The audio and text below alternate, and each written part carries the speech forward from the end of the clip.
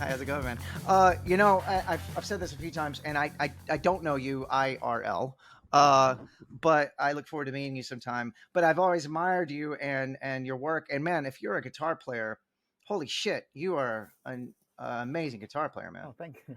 Yeah, it's a deep dive with your stuff. It's like, God, there's so much.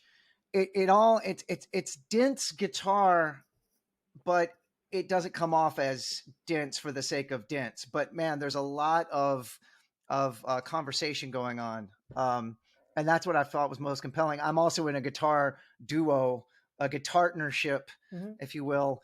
And is that how you guys do? You kind of do the weaving thing where one guy is you're kind of always sort of accentuating and complimenting each other.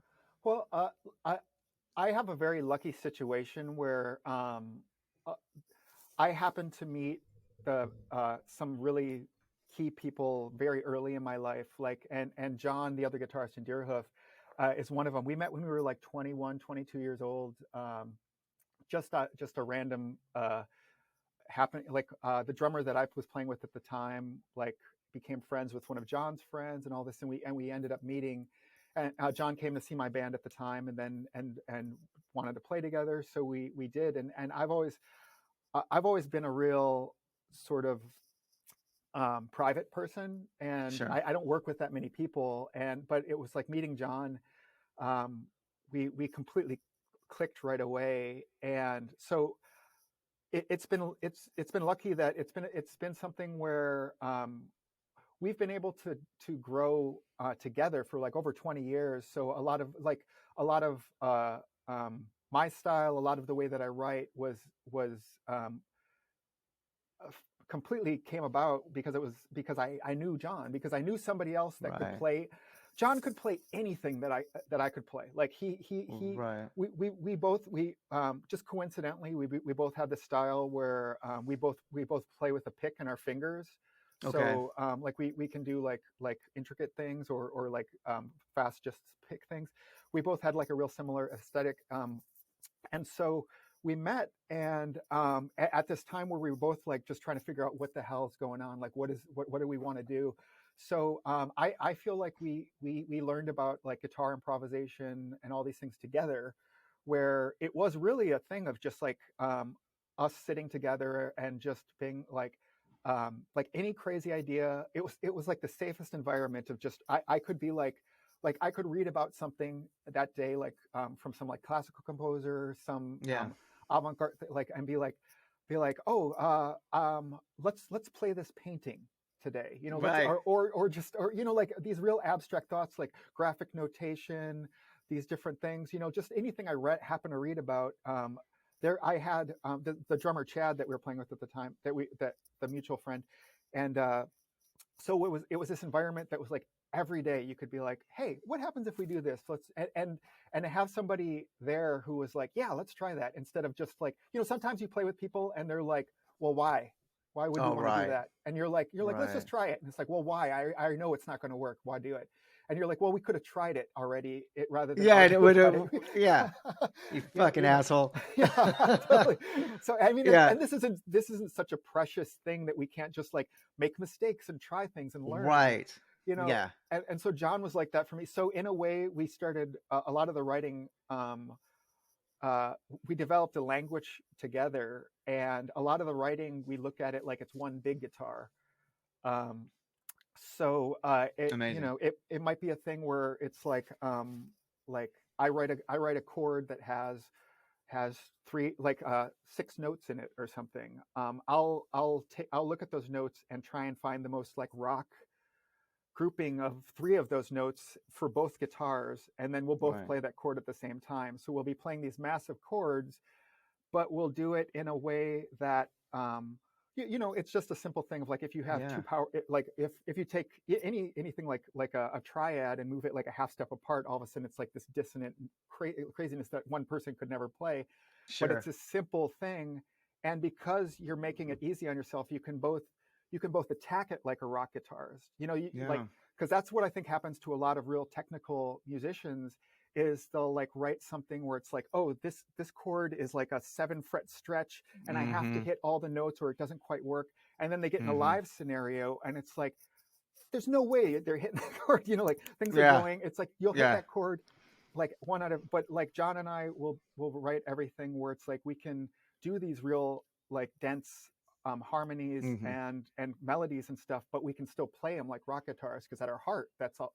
Like I'm 100% a rock guitarist, like no matter Yeah. what I'm doing. I remember pictures of Alan Holdsworth, and it was Oh yeah, always yeah, that like yeah, backwards, yeah. I the know. index fingers on the Oh my first gosh. fret and his Yeah, pinkies on the 12th fret. It's like, how the yeah. fuck is he even doing Oh, that? Well, totally, you totally. know what I mean? I love that. I love that answer. Tim and I and my band, we have very, very different styles. So we accentuate and complement. And it's the same thing. It's kind of like, well, if you have two guitar players, why would you ever play the same thing at the Yeah, same time? All yeah, that's going to do is make it louder, but you don't necessarily, you can always, even if it's a similar thing, what he's doing, you can do what you just said. And let's maybe you're playing the top of the chord, he's playing the bottom of the chord or whatever, yeah. you can really use that and orchestrate that to the betterment of the Oh, song. yeah. Yeah. We really think about it too in terms of like what you're saying with like two guitar, like in terms of our tone, where it's like our tones are similar where we can blend it where you can't even tell who's playing what. But then we we approach our pedal boards in really different ways where it's like if I have like um, some sort of like echo sort of, I might use like a tape echo-ish sort of thing if John's using like a really like hi-fi digital like delay Yeah. or something. Or like if John's using like has a like a pitch shifter, if he's using like a bit commander or something for like low end stuff or like an effect, I'll use an Octavia in order to get out of the Sure. range, so that just we can have a little bit of freedom, and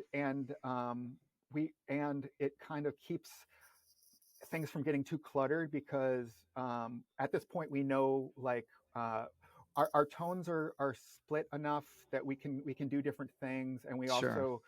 also just are like you know God, like the greatest thing about YouTube and stuff has been like being able to like play go on tour and sit and like watch your shows afterwards, Yeah. and like be like, oh my God, when I did I remember what it felt like when I did this, and it felt so like so cool, but it sounds horrible, Right. you Right. know, like Yeah, it's almost like with a sport, like it's sports where they watch, the highlight reel or whatever they watch after the game to like see where they can better. I yeah, do it, and a lot of the times it's the same thing. It's like, oh shit, I forgot I fucked that up. yeah. Oh no, and then you hear it, you're like, there it is. Yeah, Shit. I thought it was I thought it was like king of the world at this moment, but it's just like was Hmm. like this sputtering sound, and so when I first started doing like Deerhoof with John, more so than our previous projects, I like could really see that we had like very similar tendencies of like like John's doing something wild and fast. Of course, I want to do something wild and fast too because he's getting Yeah. to do it. But then it just sounds like there's nothing going on. And so I would watch all these videos and realize that it's like the moments that you have to show restraint, the moments that you can do things, and like my heart would break sometimes because I would watch it and like Satomi, our bass player singer, would just be like the only person playing the song still. Like she would be like a rock, like playing her bass line over and over while all three of the guys are just like, like going, Soloing. Yeah, yeah, completely yeah, nuts, like going free and doing like messing with time and doing everything. And she's just like, and then I was yeah. just like, I can't let her be the only one like doing this. So I really learned more to choose my moments and like to make like exactly what you're doing is like if we do play something together to have that be the effect, not have it be Right. not because we can't think of something else or like Yeah. Well, and I read it a long time ago. It was Bob Weir talking about Grateful Dead, and he said that him and Jerry Garcia always weaved. They always, yeah, and I always like that. I always like that they're always weaving in and out of each other, and they're always like, whatever this guy's doing, I'm going to sit back and maybe do the rhythm part, and then and it's constantly happening. And I was like, man, you can apply that to any style of music, really, if there's yeah, more than one guitar player or more than one guy playing whatever instrument. But I definitely heard that in your and you guys' music, and like I said, it's so well crafted and orchestrated, guitar wise. well, Well, thanks. all of everybody in your band is just a phenomenal musician, but I was really taken with that because I was, researching you, specifically for this, but also I've just thought you were a great player for a very long time. Oh, by the way, this is Ed Rodriguez from the Great Deerhoof guys. This is my guest. I just dove right in. Yeah, if you're listening, this is Ed I'm sure Rodriguez. it's written on a click, like some sort of thing that they Yeah, click. So, I but yeah, did it. yeah. I would But have no, it's done an good. intro by now, but if you're just joining Yeah. us, Ed Rodriguez. Um, we'll dance around a little bit. So you guys just you have a new release, correct? Or did that Yeah, just come out or just recently? yeah. We had a new album, Miracle Level, which just came out. I think maybe like 2-3 weeks ago or something. Okay. So And your tour gonna be touring for that? yeah, we had been, like a lot of people, it's been a real mellow past couple of years, and we've been Yeah. slowly making our way back into touring. And so this year is like the first year we're still, it's like we're doing a fraction of the amount of touring that we had been doing like pre-pandemic, Sure. but it's nice to be getting back out there. Yeah, I mean, for us it was like it was slow and then we kind of put the pedal to the metal and went Yeah. and got That's out right. there and just like fuck it, let's just, whatever, let's go for it. And I watched your rig rundown that was from a few years ago. Are you still touring with like the Quilter amp and things? Are you still going small because I Yeah. everything's going small. Yeah, I mean that was like when some of the companies first started, like like I think Vox did the Night Train, Orange did the Sure. Tiny Terror. There was a few companies that started to like go into the smaller amps. I got really excited because I was like, oh my god, finally, like I hope this becomes the trend, Yeah. because really I it just works for us. So yeah, we're still doing small things. We kind of like we do use the quilters still. Uh, we do like when we are in different, like of course I would like I when I'm home I never play through solid state stuff. It's all like Sure. I have like all tube amps and do that. So like really it's just kind of like best, trying to make the best of the situation. But yeah, we're still like the tour we just did was like single 12s, with small, like we toured the none of us live in the same city, and Sure. when we tour the US, we have different gear set up in different locations. Like John lives in Minneapolis, he's got a certain set of gear. Our sound person lives in New York, so there he has got like some heads and stuff that we use. Yeah. But usually we, like when we do fly-ins, we still take the little like quilters and Makes like sense. an I EQ just pedal.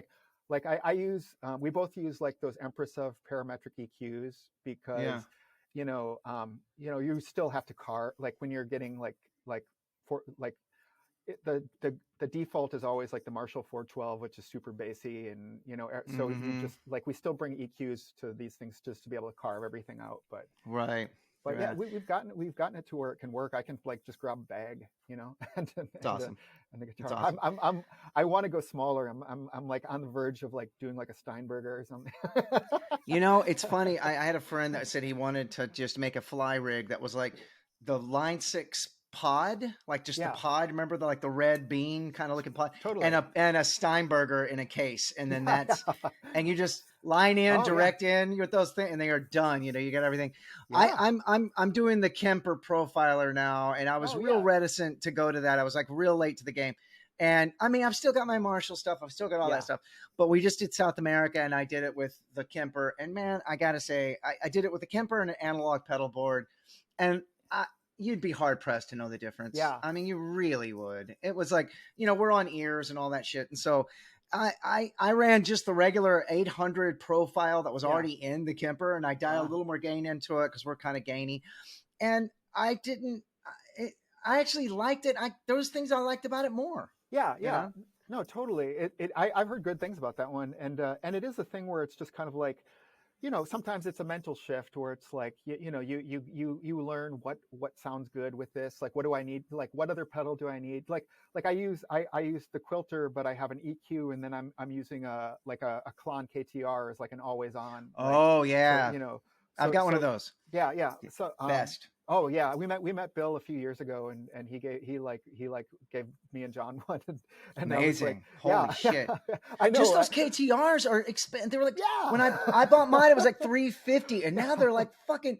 They're not as yeah, much as like the original Klon, but no, god it's damn, crazy. It's yeah. like it's like I would never like that's been my go-to like always on pedal, so I wouldn't get rid of it. But like somebody mentioned that to me, and I looked at I just did a quick search, and I was like, oh my goodness, if It's they, yeah, fucking nuts.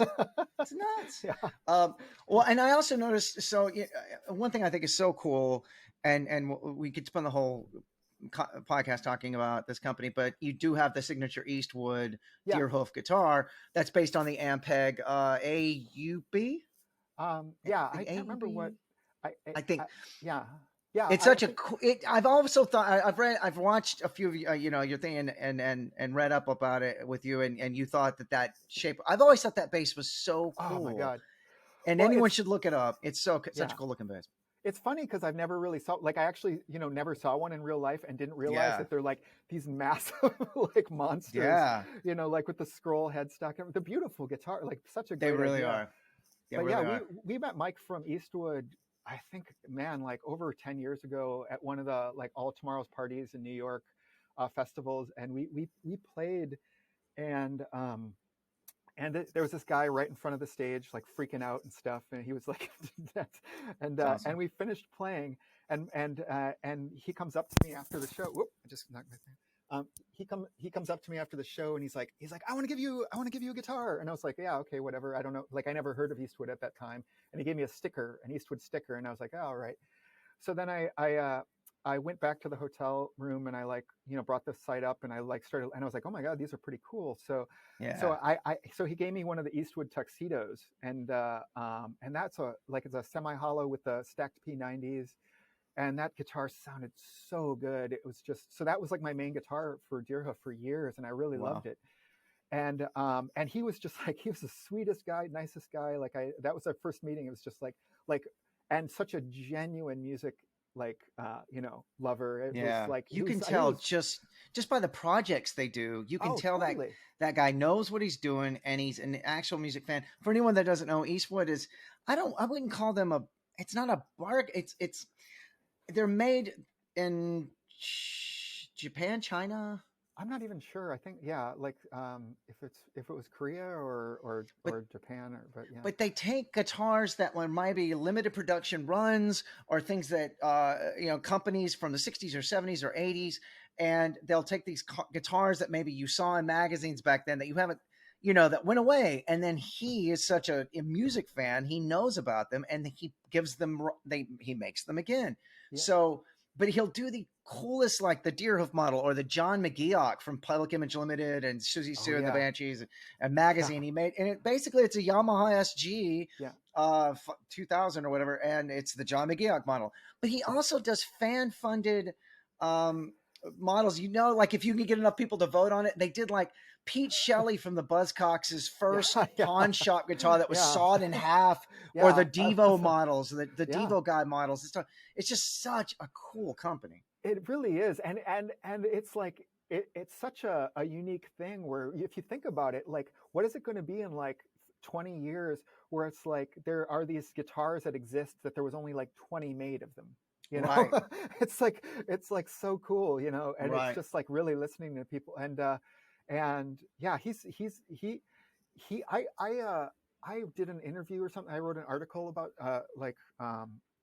DIY aesthetics or something like that, and we were on tour, and then Mike read it, and it just sort of like connected with them, and so he wrote me an email, and he was like, hey, do you want to do a Ed Rodriguez signature model, And I was like, well, nobody knows who Ed Rodriguez is. So I said, let's do it like a Deerhoof guitar, Yeah, yeah. like, cause that makes more sense, because it's also like, it felt weird cause it's like John's like insane guitarist, so it's like, why just have it represent like one of, like sort of thing. So it turned into like this group project where we all were talking about it Wow. then. And so Mike at the time, he was like, he's like, well, we're kind of, our big one right now is these Mosrite bodies, these Yeah. Mosrite guitars. So why don't you start from the Mosrite body and make some modification, choose pickups, do that kind of thing. So I went to the website and started looking through, and they had that copy of the Ampeg bass on there, Yeah. and I saw that and I was like, oh my god, I've always loved that body. I think that's a cool. So I wrote Mike right away. I was like, do you think you could scale that down to be a guitar? And he was like, that's a great idea. Wow. So he went ahead and did it. And we put the same P90s in it that were in the tuxedo, because I like those so much. It's And such a cool looking guitar. yeah, it's great. And it's like, and it was like really important to me, like one of the big Deerhoof, like sort of, uh, you know, motto things is like we it's always the kind of like do the most with what you have sort of thing. Like whenever we meet like younger people on tour, like we're really big like pushing that whole thing of like learn to record yourself, learn to do everything yourself, don't wait to do anything. Yeah. Like if you play guitar and your best friend plays tuba, start a band that's like Start a band. Yeah. Yeah. that's the two of you. Don't feel like you need a guitar, like you need a drummer, you need this, because all of us have done that, where you sit around and wait for 6 Sure. months, a year, trying to like get a band together, or like several years trying to find a label for an album or something. It's just like there's so much about these things of just like you can do these things. And so like a big part of working with Eastwood too was I was like, you know, as a person who has never spent more than like $450 on a guitar, I was like, I Mm-hmm. didn't want them to be like, oh, like I don't want, like if we have any sway out with anybody, any young people, I don't want to like we've been approached by like like big guitar companies that Yeah. like make the $2,000-$3,000 guitar, and I was like, if I have any influence on anyone, I don't want to make them feel like they should buy this $3,000 guitar, because I wouldn't buy it, because I can't buy Yeah. it. Yeah. So Yeah. he kept them affordable. He did this thing, and it was just like everything we talked to him about it, he was like right there and It's completely amazing. just like super supportive. And But Ed, I think that ethic, I'm so glad you explained that, because that your ethic toward being in a band and toward your art and toward your life and everything, that makes you more punk rock than most punk rockers that I know. Because yeah, I mean, most guys in bands I know, they would have gone for the Fender or the Gibson or whatever, yeah, and you went for a company that people can actually fucking afford. Another thing that guy did, and I don't know him, and I would love to meet him, but he offered like artist cost for any Austin. I live in Austin, yeah, Texas. I'm yeah. from Texas. He offered artist costs, and I imagine he did that for a lot of scenes Oh yeah. for all of the local musicians. If you could go in and prove that you were a working musician, you got an artist cost on an Eastwood guitar. It was Yeah. amazing. He still gives Amazing. me stuff. I just like a couple of years ago I bought like one of the Saturn bass, hollow body bass for costs. Like that's it. He's just Amazing. like always just like anything I want, like cost. Yeah. And it's just yeah, it was so funny actually that this was a long time ago. This was when they were first starting out, but he gave me that free guitar, and he's like, don't tell anybody, I gave you. And then we were at the beginning of a tour, and we we like toured for like a few more weeks, and I think I ran into 3 other people that he gave guitars to, that he was like, don't let anybody know I'm giving, like. And then it's like, I don't have to tell anybody, Yeah. you're giving all these bands guitars. You're like the Johnny Appleseed of Yeah. giving guitar. Yeah. Yeah. Yeah. What a great guy, then, Yeah. man. I mean, No. it's using people, good people doing good things, using the powers for good, not evil. Yeah, I mean that's been Amazing. like, I feel like, I mean, like Earthquake or Devices is a company like that, is where it's like Yeah, I feel really I've heard good, great like things. Yeah, like it's so much better like meeting these people, and like finding out they're just like music lover, that it's stemming from like just no matter how big it builds, it's always coming from like just a few people in a room who are just like love music and love bands sure. and do all these things. And yeah, And most of the people that I work with also, and sponsor the show. There's the people at MXR and Jim Dunlop, which is a big company, but the people that you talk to, the people you deal with, are people just that you want to hang out with, you want to talk to, that yeah, that want to do things for artists and want to help out. And Seymour Duncan, people, same way. Um, and if you talk to the people, if it feels weird, you're like, yeah, I don't know about this. I'd rather go with somebody else. yeah. Just to switch gears a little bit. So, who were your guys when you got started? Who were like the guitars that you made you want to pick up an instrument, or maybe that still make you want to, Yeah. are compelling you to do it? Well, I started out as an like playing organ when I was really young, and my dad was actually a guitarist, and but he was coming more from playing uh, like Mexican music, like more Yeah. like the sort of boleros of the 50s, and so it was that was all like like Trios Los Panchos and Hermanos Yeah. Martinez and like Los Tres Eses, Los Tres Diamantes, like all of the sort of like trio like vocal things with the super virtuosic guitar Yeah. Yeah. stuff. So that's all I heard growing up. But I never had any. And he played guitar, and he had a band that played too. But that he stopped playing in the band when I by the time I was born. But he was super supportive with me being a musician. So I played organ, and then I never had any desire to play guitar. I don't know what it like why. And then when I was 13, I just woke up one day, and my dad was like, "I signed you up for guitar lessons. We're going to go down and buy you a guitar and an amp." So he took me down to a pawn shop, bought me a $50 like crooked neck Les Paul copy, and Uh-huh. I started taking, and I loved it immediately, and just whereas I hated practicing organ, I had to practice half hour a day. I hated it. Yeah. Guitar, once I got a guitar, all day, just Sure. took it to school with me, did everything, like went at lunch, everything. I just like loved it. But like the initial first thing I heard was Hendrix, Sure. and it was really like the feedback. It was just Hmm. like all the feedback stuff was just like I had no idea. And Like, then what is this? Yeah. yeah, it's just like sound sculpting. Yeah. Somehow he's like some sort of like magician, like moving sound around the room with like this.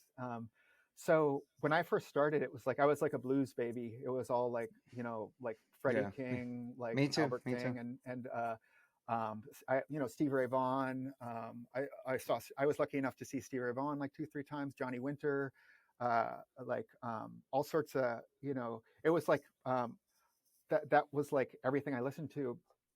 But like my natural tendency was like weird, was like was like always kind of the same, where it was like I was always most drawn to like stuff that I heard that I had no idea what was going on.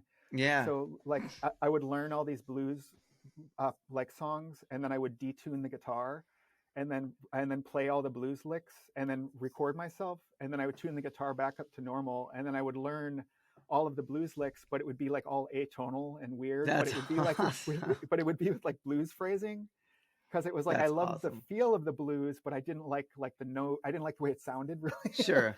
Sure. And I started writing right away, and the first thing, and I immediately was like writing like all odd times, and I didn't realize it. So my guitar teacher at the time was like, "You sound like Robert Fripp," and I didn't know who Robert Fripp Oh was. So I yeah. was like, so I went and I bought a copy of Robert Fripp Exposure, which was which was funny because it was a the first song on the album is like a joke song, kind of like it's like a blues song, and Yeah. it's like you burn me up, I'm a cigarette. It's like da, da, Yeah. da. And I was like, put this in. I'm like, you think this is what I sound like, And I threw it in the desk, and I didn't listen to it for months, and then finally I put it in again, and it got to the second song, which was like this like total King Crimson-y, like like this like Man. totally intense thing, I and I'm I in like I'm in a lost it. Fripp rabbit hole right now, Oh yeah, actually, which is funny. But oh my god, I'm actually doing a deep dive in the '80s, the like the Discipline era. that's the Yeah. period. I love that stuff. That Yeah. like I went out Three of to a a perfect pair. oh yeah, Yeah. Yeah.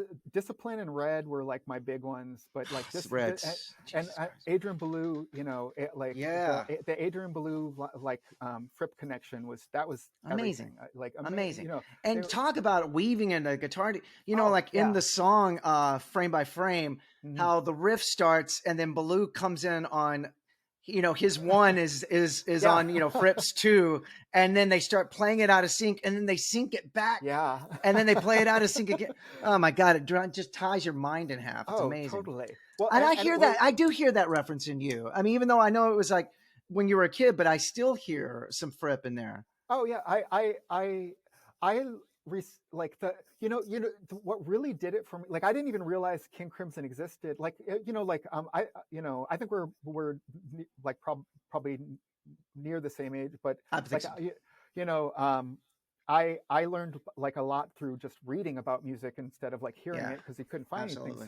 So I read a magazine that mentioned somebody talking about like seeing King Crimson was like an overwhelming sense of pure evil, and I was like, oh, I got to hear this. Yeah, I'm in. I'm in. You had Yeah, me at evil. yeah, exactly. That's everything for me was about like the heavy. So I got like a copy of I found a vinyl of King Crimson USA, which was like a group in like '69 or '60, I think, and it was like live, and it was all the violins all out of tune, like Yeah. everything's just like totally just just like it just sounds like all hell's breaking loose, and I was just like, The older stuff, like the first lineup, like Court of Crimson King, that era, or Lark's Tongue, or yeah, whatever. Woof, man, that stuff. There is something so evil about it, so yeah. foreboding.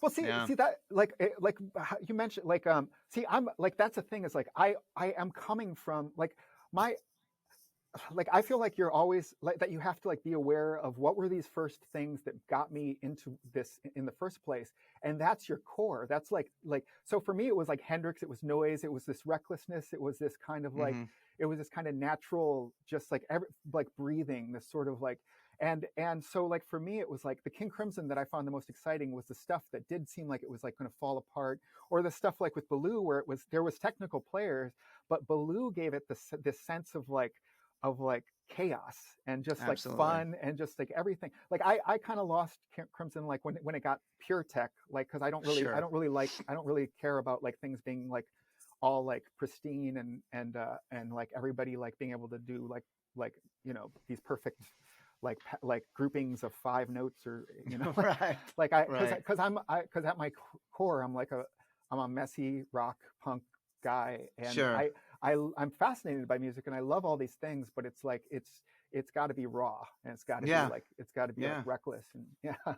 But you think about it, if somebody gets into King Crimson, what a great domino effect! Because from Crimson, you can make the sort of the leap into prog rock, of course, Yeah, with Bill Bruford and yes, and but then through Fripp, of course, you have Eno. yep, Fripp that played was with Bowie. yeah. Baloo played with the Talking Heads, Yeah, Frank Zappa, and Bowie. And then if you get later if you keep going down the rabbit hole with Crimson, you get into William Riflin, who was in every industrial band in the yeah. fucking world. Pick Totally, Pace, yeah. Ministry. I mean, Oh it's yeah, like you could get into such a great swath of music just by starting with totally. King Crimson. Yeah, Yeah, everything with me was exactly the dominant, like where it was just his mind. Like I found a book on John Cage when I was oh younger, and wow, like and his whole like had never heard any of his music, but just his like sort of like fierce like individualism made a huge impact on me. Like there was like a few quotes that I came across of his where it was like where they were just like such extreme statements.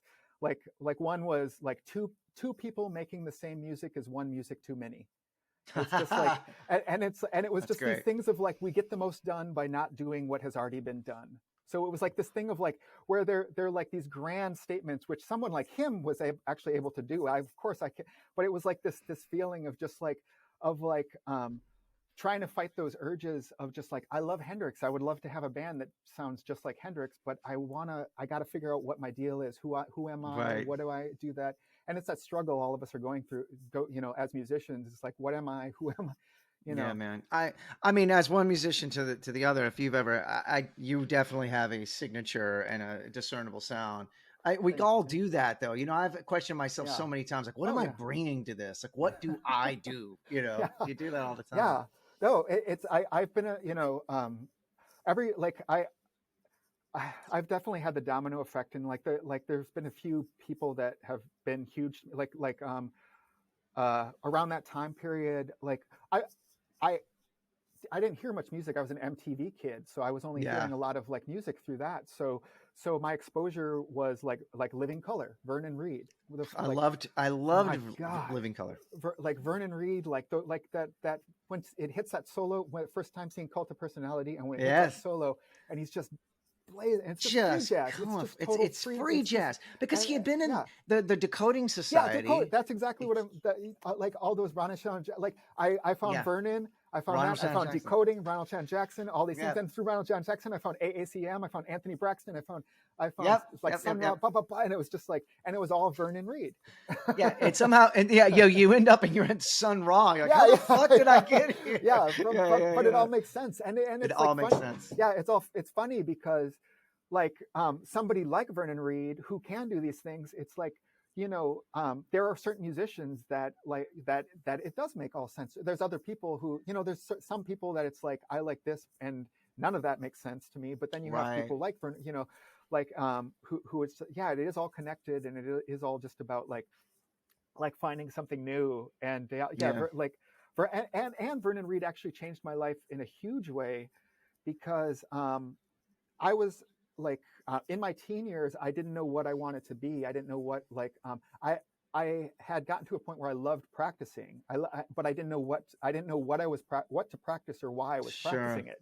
But I would just do so. I was like really into all the shredders of the day, like Steve Vai and Joe Satriani, like Sure. Paul Gilbert, Racer, like all those bands. And a lot of it was just the sheer it was kind of like seeing what humans, the virtuoso aspect of it, like seeing what humans are capable of, Right. and like sometimes that's like shocking and just like, wow, people can do this kind of thing.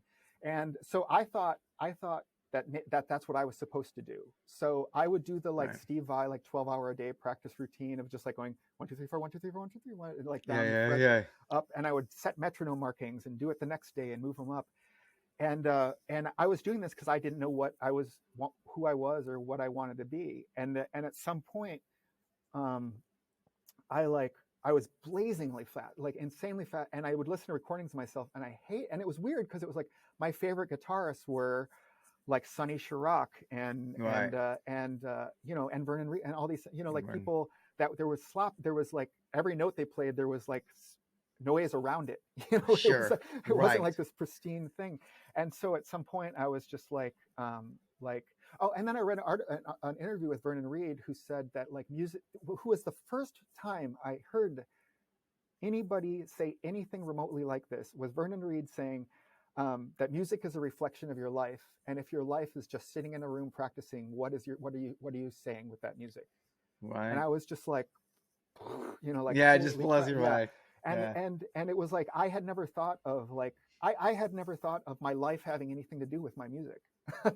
Like that like like that there was any connection Yeah. between who I was and what I wanted to, and like was I saying, what I was doing, anything. And then it just made me rethink everything. I stopped that kind of practicing. I stopped trying to be Yeah. the fastest guy, and everything just changed. And I started like kind of trying to be able to like try and figure out why I was doing this and who, what I wanted to And then do. start writing your own music Yeah, yeah, instead of trying to play somebody else's. totally. And that's the truth. I mean, if you look at Jimmy Page, he always Yeah, had the thing where he was like, quote unquote, sloppy, but he's also Jimmy fucking Page. yeah. You know what I mean? Those There's no, that. totally. There's always that thing, and then and I think it affected me. I also grew up with the shredder thing, and it sort of stunted me in so many ways because even to this day, like you and I were talking before we were recording, it if you fuck up, which you're going to do, and it might God forbid, play Yeah, sloppy or whatever. I, I've caught myself so many times by thinking about Vernon Reid or Jimmy Page yeah. or somebody like that. Like, they didn't give a shit. Oh, absolutely They were not. expressing themselves. They were in the Yeah, moment. That's what came out. That's what happened. yeah, You know, and more power to you if you can play a yeah, show and not be. But I mean, if you lose yourself in the music and it's more of an expression anyway. It's gonna yeah, happen. yeah. Well, it was a thing of of course, it's like there's a million reasons to do music. Everybody and everybody has different goals and like why they got into it and like what they connect with. And it's just like trying to figure out like what like why did I get into this? What do I want? And like I said, I went down so many. I thought I wanted to be a jazz guitarist, and then I Yeah. realized I am horrible at this. I will never add anything to this genre. I am a generic jazz guitarist, and I don't Right. actually like jazz. Right. Like Right. I was learning like straight ahead jazz. Like thinking that like because Like bebop. that's what Yeah. you were supposed to do, is like learn how to do like change, like play changes and Yeah. do all this stuff. But I was like no part of me as actually feels this. and it was a struggle, and not until my, like, you know, 20s, like, where I was finally able to be like, I am a rock guitarist. Like, it was like, Yeah. like some sort of confessional meet, you know, like, where it was like, you know, like, my name is Ed, I'm a Well, rock guitarist, like, I have a punk well, rock core, I'm like, this is yeah. who I I for am. one am And I for one am glad that you realized that, Ed. oh, thanks, I for thanks. one am very glad that you realized it. Well, You know, yeah. I ask everybody, do you have something that got away? Do you have a piece of gear, a guitar, amp, something that got stolen or you had to hawk or I gotta I it's funny because I've kept pretty much everything, you know, that I've ever yeah. had. Like, even my first guitar, first Oh, right. pedal, first everything. I still have them because some part of me is just like, I might need this, you know, like, and I get, Yeah. you know, in some way. I did have one guitar stolen, and it was shortly after I bought it. It was an Ibanez F80 ballback. Uh, it was made really short. It was a super limited thing. So it was like, looked like a Telecaster. It was a wood grain Telecaster with a curved back, Whoa. and like a, so it was like, it looked like a telly, like a weird futuristic telly with like a dark wood grain, with a wood grain pick guard, No like shit. the Ibanez, like, blade tremolo, like, so, and then a lot, you know, and then the classic Ibanez, like, pointy headstock. Weird. But Was what it, year was this, do you think? What I year? think it was like 80s. It was eight, yeah, No 580 580B. It was, wow. yeah, 580B ball back.